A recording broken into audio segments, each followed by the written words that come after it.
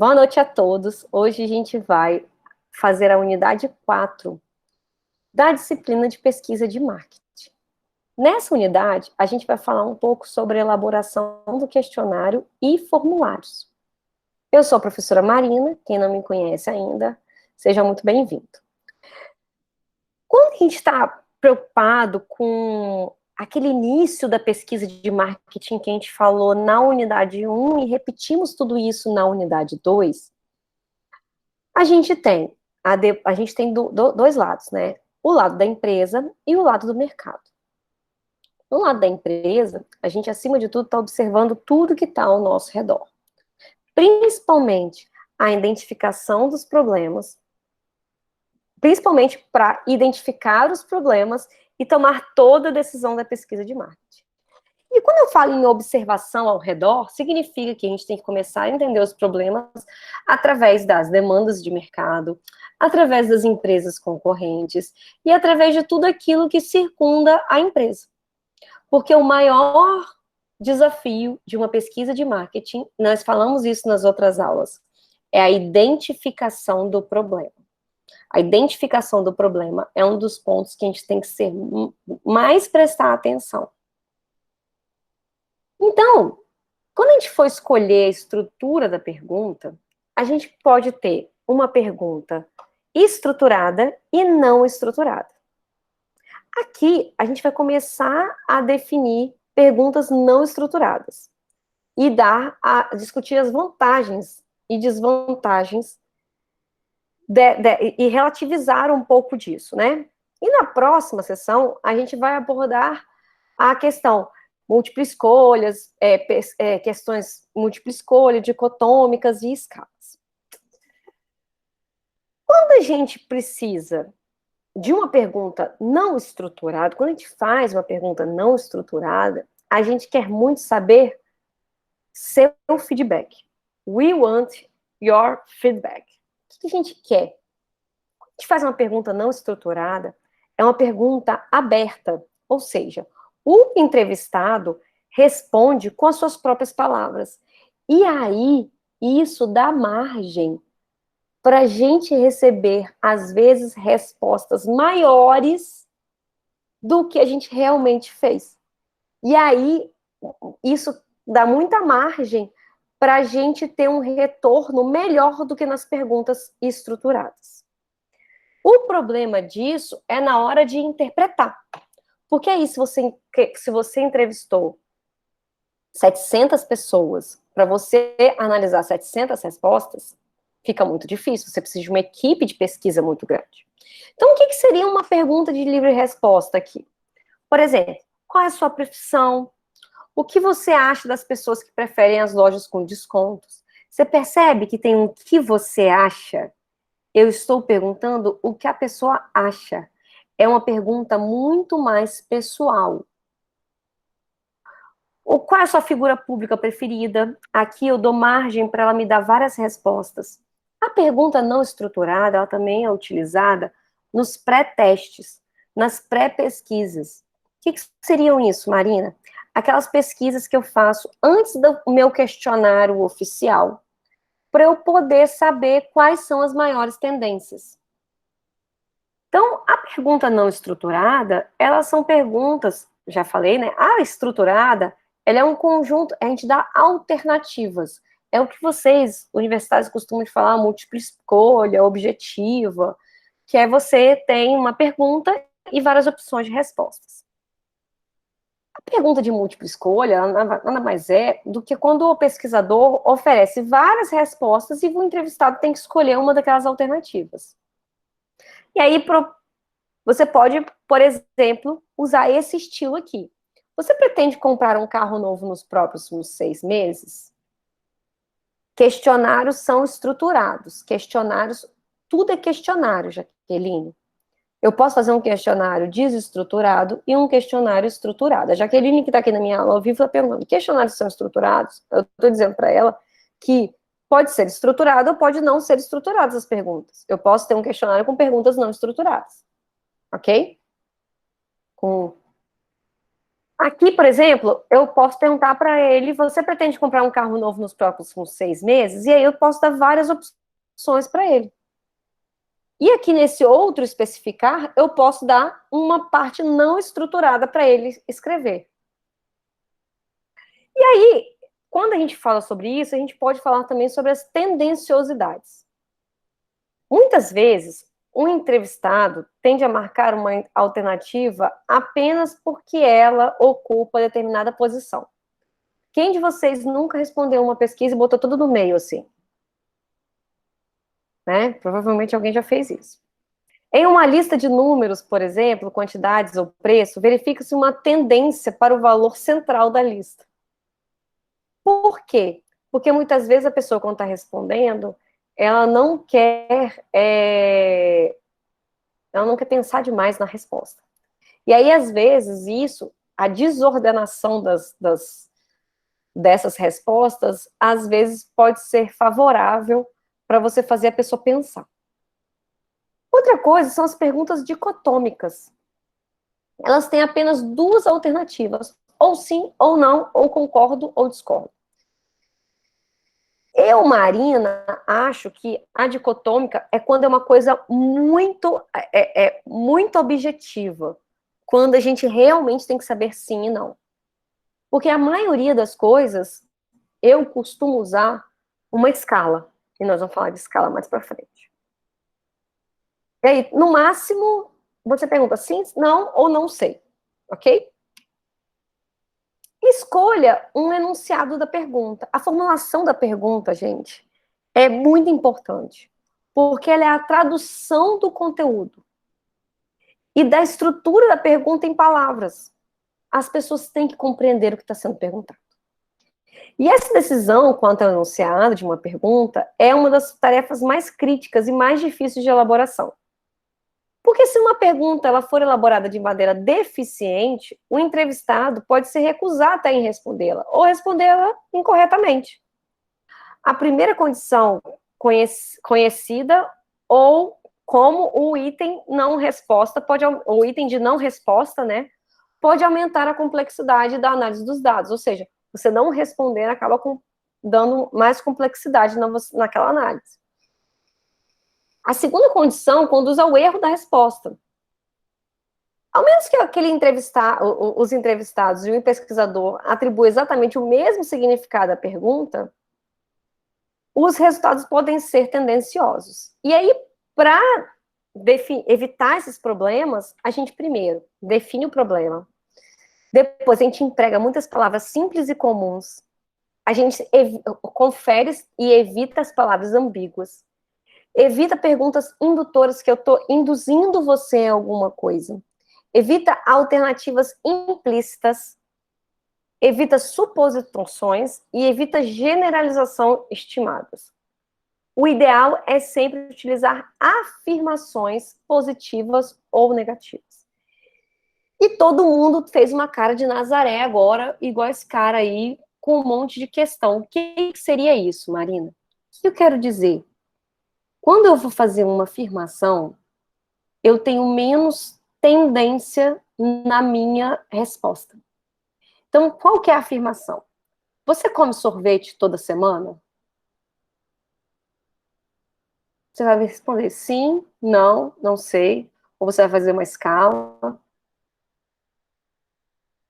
Você, umas coisas mais afirmativas, né? Deixa eu dar um exemplo. O jornal é o meio de comunicação que você mais utiliza para ler notícias. Você vai concordar ou vai discordar de mim. Numa escala de 1 a 5, você vai concordar comigo. Se você realmente se encaixa nessa afirmativa, você vai dizer concordo totalmente. Que você realmente concorda que o jornal é o meio de comunicação que você mais utiliza para se manter informado. Mas se você está mais ou menos no meio, você vai no meio. Se você nunca lê o jornal, você vai apertar na menor número da escala, discordo totalmente. Então, a escala faz com que você não tenha tendência. E aí, a definição do problema, né? Uma pergunta, ela tem que definir claramente o problema que está sendo abordado. Os jornalistas, quando começam a trabalhar, eles sempre têm uma recomendação para definir o problema em termos de quem, o que, quando, onde, por quê e como. Então, grava isso, de novo. Quem, o que, quando, onde, por quê e como. Você tem que responder essas perguntas. Essas expressões, elas também servem para a gente poder perguntar. Então, por exemplo, que marca de shampoo você usa está errado. Por quê? Porque se eu pergunto que marca de shampoo ele usa, eu vou dar margem para ele pensar na marca e até para ele errar. Marca de shampoo, a não ser as mulheres que têm uma fidelidade muito grande com uma marca de shampoo, não é algo que você, assim, não é como celular, não é como sua bolsa pessoal. É a mesma coisa que eu pergunto a marca de pasta de dente. A não ser que você tenha uma marca de pasta de dente muito... Então, eu tenho que perguntar os atributos que você busca numa marca. Eu procuro comprar shampoos que são veganos. Mas você vai concordar ou discordar. Eu procuro, eu lembro das afirmativas. Eu vou fazendo afirmações e a pessoa vai concordando e discordando. Eu compro marcas de shampoo que estão preocupadas com o meio ambiente. Então, aparentemente, uma pergunta bem formulada, mas talvez cheguemos a uma conclusão diferente quando a examinamos, sobre sempre o prisma de quem, o que, quando e onde. Quem nessa pergunta refere-se a quê? Ao respondente. Ok? O que é a marca de shampoo?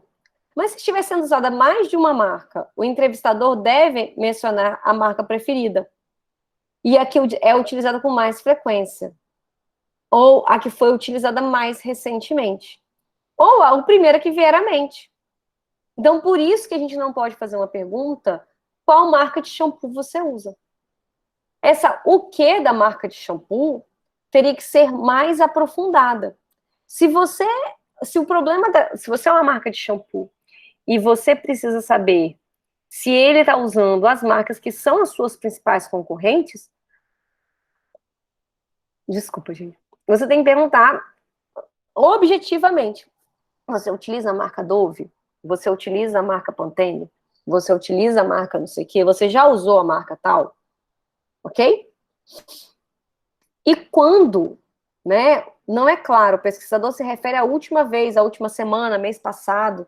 Então também é importante isso, né? Ou qual é o shampoo que você está utilizando no momento? Qual dessas marcas? Assinale, você assina. Porque você também tem que pontuar o momento que a pessoa está vivendo.